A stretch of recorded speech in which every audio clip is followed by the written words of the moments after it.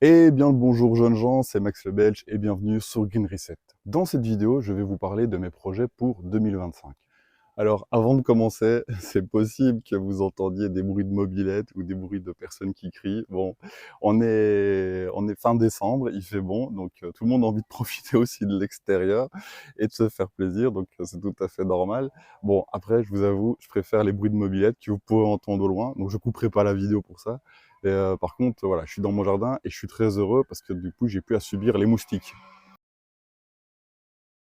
Bon, c'est pas grave. Il y a quand même des bruits de mobylettes, mais je m'en fous. Je la fais cette vidéo parce que sinon je la ferai jamais. Donc, je vous disais pour les moustiques. Alors, je sais pas où vous êtes en France, ni même peut-être ailleurs dans le monde. Moi, je l'ai subi encore même maintenant. Il a gelé cette nuit et j'en récupère encore. Voilà, petit aparté, mais je sais pas quand est-ce qu'ils vont disparaître ces moustiques. J'en ai eu tout l'été. Ils m'ont pourri la vie. Là, je me dis, je vais aller dehors. Ils sont plus là, mais en fait, si, ils sont encore là. Alors, ils sont un peu amortis, mais ils sont là. Bon, parenthèse des moustiques passés, je vais vous parler vraiment de mes projets pour 2025. Donc, vous êtes peut-être habitués, si vous me suivez depuis maintenant bientôt un an, ça fait presque un an que j'ai créé cette chaîne, et d'habitude, je propose des guidances avec le tarot. Mais j'aimerais bien aussi vous parler de choses beaucoup plus concrètes, beaucoup plus matérielles. Parce que à la base, quand j'ai commencé un peu, je vais dire, mon éveil spirituel, comme on pourrait peut-être l'appeler, alors j'ai pas la prétention de l'appeler comme ça, j'essaye de rester quand même humble à ce niveau, mais le premier truc qui m'a frappé, vers 2019-2020, juste avant la pandémie finalement, c'est que en fait on consomme relativement mal quoi. On n'est plus vraiment connecté à la nature, au cycle de la vie, aux fruits et légumes qu'on peut avoir à certaines saisons, à la gestion de nos énergies aussi, hein, que ça soit pour se chauffer, pour consommer de l'eau, l'électricité, etc. Donc c'est tous des aspects que j'aimerais un peu développer sur cette chaîne finalement à l'avenir, pour montrer aussi qu'on a une part connectée au subtil, connectée à nos intuitions, connectée au divin pour celui qui a la foi et qui croit en ça, mais aussi un aspect beaucoup plus terrien, concret, où on vient expérimenter aussi la matière. Et donc tous les projets que je vais vous proposer ici seront aussi pour moi l'occasion de me mettre un peu au défi, d'avoir aussi vos retours, d'avoir des expériences, des partages. Alors si je peux vous apprendre des choses, j'en serais ravi. Maintenant aussi, j'attends aussi un retour de la communauté pour me dire, ben voilà, telle ou telle chose, j'aurais pu le faire autrement, ça aurait été beaucoup plus facile. Vous remarquerez aussi que déjà dès mon premier projet, j'ai fait quelques erreurs. Donc voilà, vous aurez l'occasion aussi peut-être de ne pas les refaire si vous essayez de vous lancer dans un projet similaire, ou de m'en apprendre si vous l'avez déjà fait et que vous avez appris.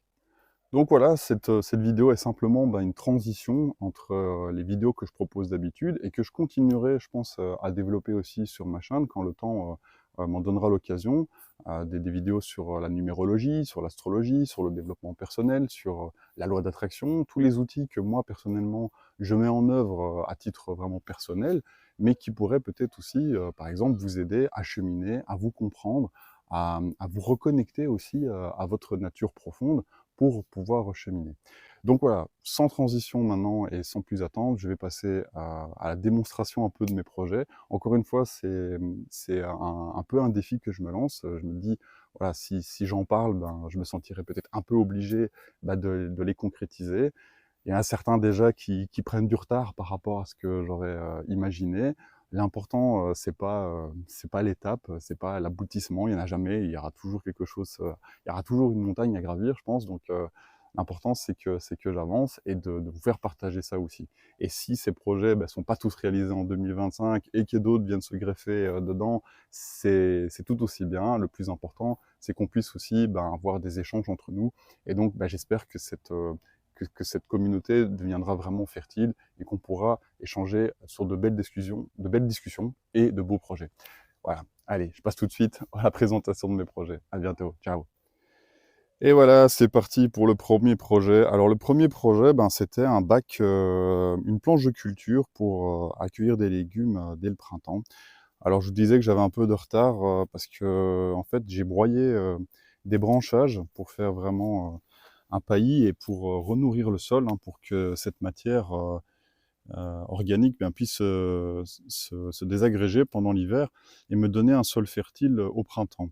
Bon, j'aurais espéré le faire un peu plus tôt, que toute cette matière ait le temps d'être vraiment digérée par le sol finalement.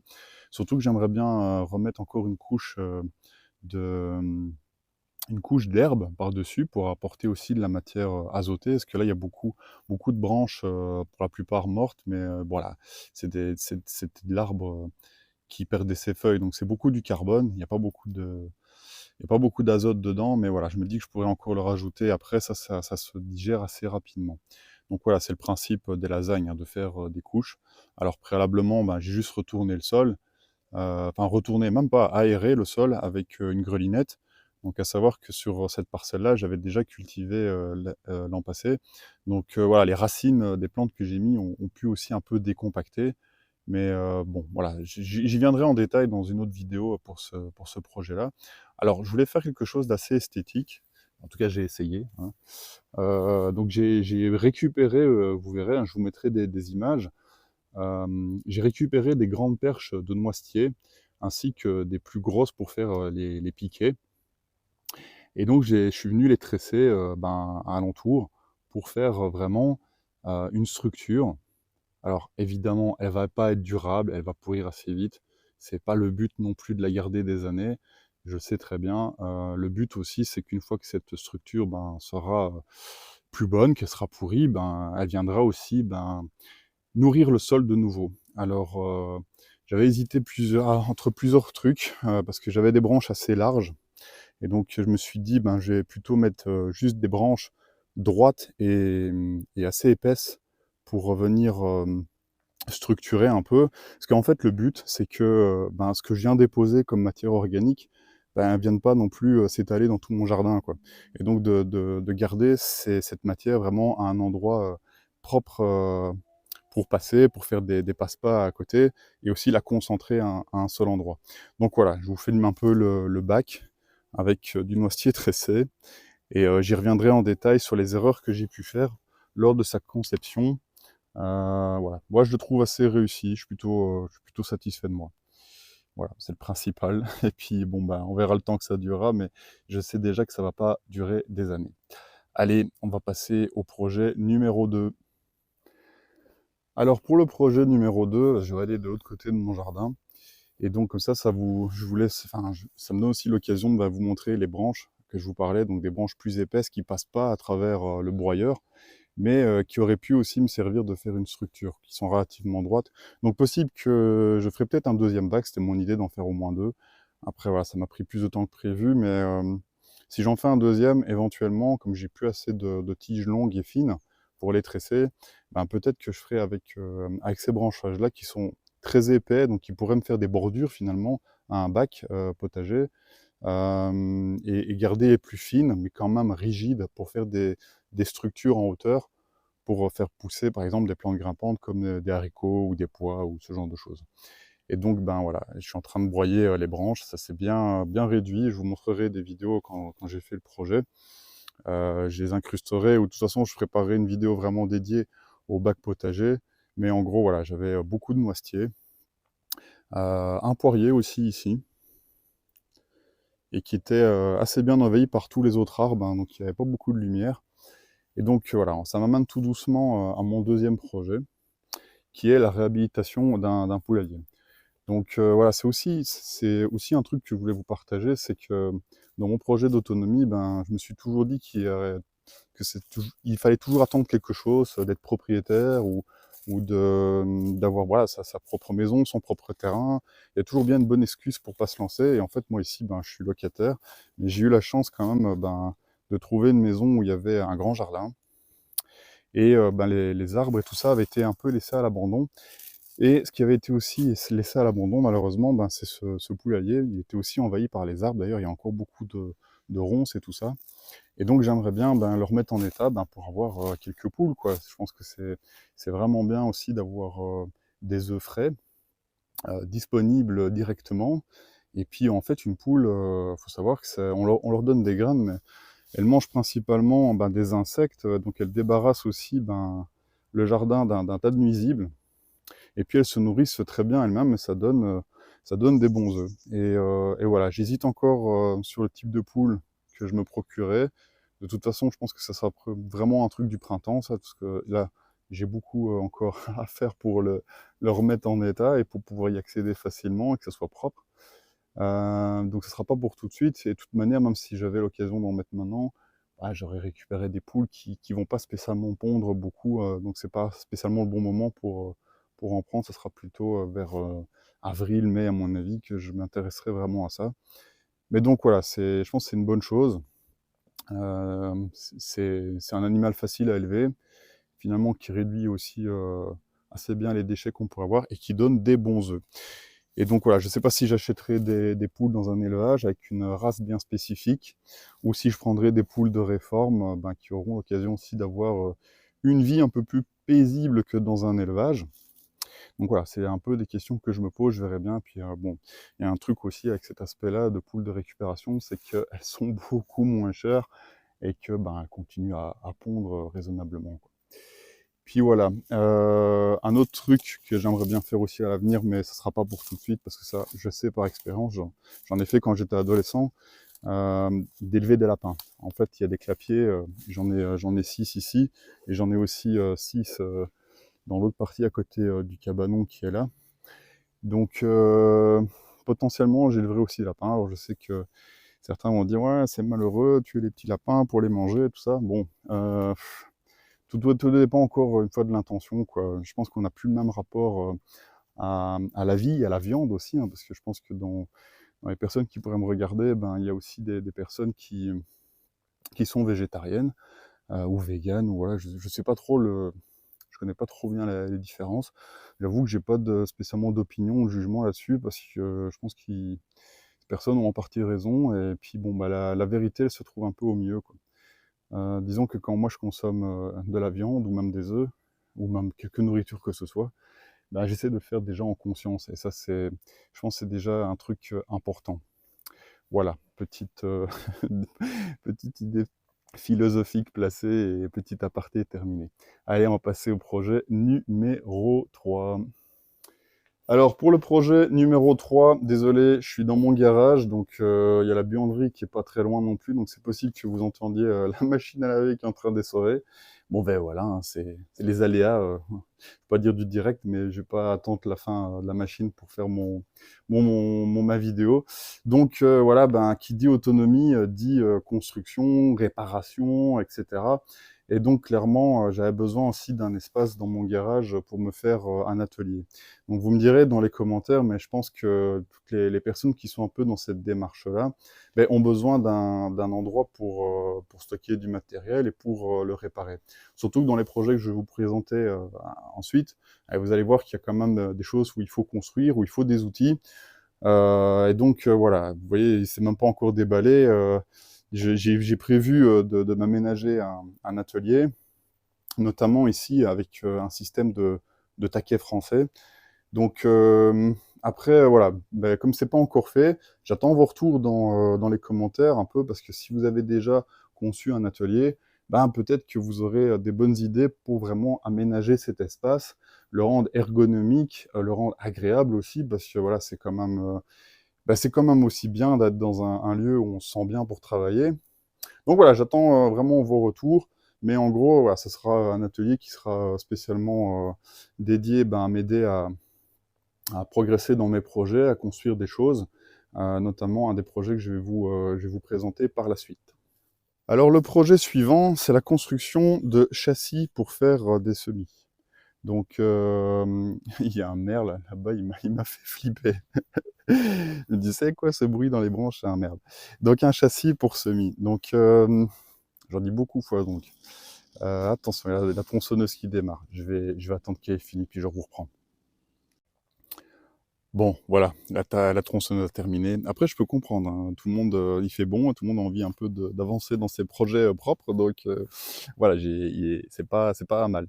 Donc, je vous disais, un châssis pour faire des semis. Alors, j'ai eu l'occasion de récupérer dans mon ancien boulot bah, des gros chevrons en bois qui vont me permettre, une fois que j'ai réussi à les démonter, parce qu'enlever les clous de ces trucs-là, ben, c'est pas évident, mais d'avoir des grosses poutrelles qui vont me permettre de les assembler pour faire un bac relativement solide. Encore une fois, je sais que ce bois est pas fait pour durer et que potentiellement, bah, il va pourrir. J'essaierai de le traiter de manière un peu naturelle. Vous suivrez de toute façon l'évolution du projet en temps et en heure. Mais en gros, voilà, c'est des matériaux de récupération. Et ça, je pense que c'est aussi une notion importante dans l'autonomie et la résilience. Ben, c'est de faire aussi avec les choses qui sont déjà là et qui, de toute façon, allaient être jetées dans tous les cas. Donc, c'est pas mal de pouvoir récupérer ce genre d'objets qui vont bien me servir une fois que j'aurai réussi à les déclouer. Bon, là, j'en ai déjà fait une partie. Il me reste les clous qui sont dedans. Et clairement, c'est du sport, hein, de les enlever. Alors, si vous avez une astuce, une technique, bah, je la veux bien. Franchement, c'est déjà une première occasion de partager des choses. Et donc, ce châssis, je le vois vraiment entièrement ou quasiment à 90% avec des matériaux de récup, parce que je vais vous montrer ensuite la deuxième chose que j'ai pu récupérer pour ce châssis. Alors, de retour dans le garage, ça tombe plutôt bien parce que le voisin avait redémarré sa tronçonneuse. D'ailleurs, petit aparté, mais ça me donne aussi l'occasion de vous montrer que moi, je suis quasiment tout en électrique sur batterie. Alors, il y a du bon et du moins bon. J'aurai peut-être l'occasion de vous partager un peu mon avis là-dessus. En tout cas, au niveau puissance, j'en suis très satisfait. Après, on va me dire, ouais, mais les batteries, il faut les recycler, machin. Bon, moi, j'ai dans l'idée de les reconditionner moi-même. Mais voilà, je vous en ferai pas vraiment dans une autre vidéo qui sera dédiée sans doute. Alors peut-être pas en 2025, mais peut-être un jour. En tout cas, ce que je voulais vous montrer, c'est ça. Donc j'ai récupéré aussi, pareil, à mon ancien boulot, bah, des plaques de plexiglas qui ont servi pendant le Covid. Et oui, il n'a pas eu que des mauvais côtés. Vous voyez qu'en plus, elles n'ont même pas été déballées. J'en ai encore quelques-unes là qui sont encore dans les cartons. Et donc pareil, ben, mon ancien employeur allait s'en débarrasser, quoi. Donc moi, je les ai récupérées parce qu'elles sont relativement épaisses. Elles font 5 bons millimètres. Elles sont pas non plus trop grandes. Ça va me permettre, ben, si je les mets dans des planches de bois, d'en faire vraiment un châssis qui me permettra en fait de venir le rabattre. Je vous mettrai, je vous incrusterai une image un peu du projet que j'imagine finalisé. Mais en gros, ça va me permettre de faire un petit effet de serre dans ce châssis pour justement bah, des plantations qui ont besoin de lumière, un peu aussi de chaleur. Et notamment aussi, je vais essayer d'exploiter dans ce châssis. Après, je suis pas à l'avance non plus pour ça, parce qu'il faudrait qu'il soit prévu, enfin, il faudrait qu'il soit fini en janvier, voire février. J'espère avoir le temps de le faire. Mais en gros, j'aimerais bien explorer, exploiter, expérimenter plutôt, voilà, c'est plutôt le bon mot, avec ce châssis aussi, le principe des couches chaudes. Donc, c'est-à-dire qu'il y a des semis, comme les poivrons, les aubergines, il y a des graines comme ça qui ont besoin d'énormément de chaleur pour pouvoir germer.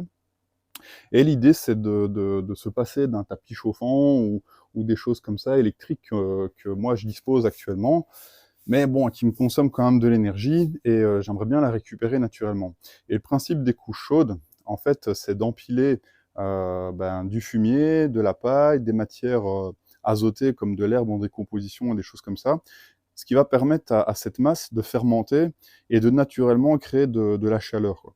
Alors on peut monter à des très très hautes températures, mais en remettant des couches de paille par-dessus, qui viendront apporter en plus du carbone, ben, d'avoir quelque chose de pas trop chaud, mais suffisamment pour faire lever les semis. Et ensuite, ben, cette matière, une fois qu'elle est vraiment décomposée, ben, on pourra s'en servir aussi comme terreau, comme amendement pour le sol. Donc voilà, c'est toutes des idées que j'ai en tête et que ben, j'aimerais bien vous partager tout au long de l'année 2025. Et puis, ben, on va passer au projet suivant.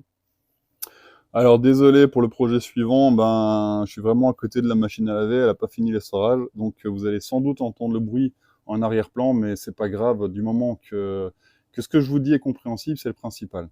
Alors, le dernier projet, et celui qui me tient vraiment le plus à cœur, c'est la construction d'un four solaire. Alors pour ce four solaire, pareil, je vais essayer vraiment de le faire à 80%, 90%, 90% de récupération.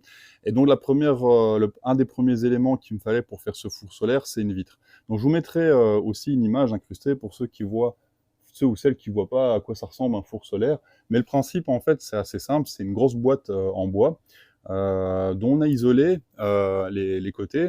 Et en fait, le dessus est incliné pour venir vraiment capter toute l'énergie du soleil. Un peu vraiment comme un effet de serre, mais on va vraiment l'accentuer.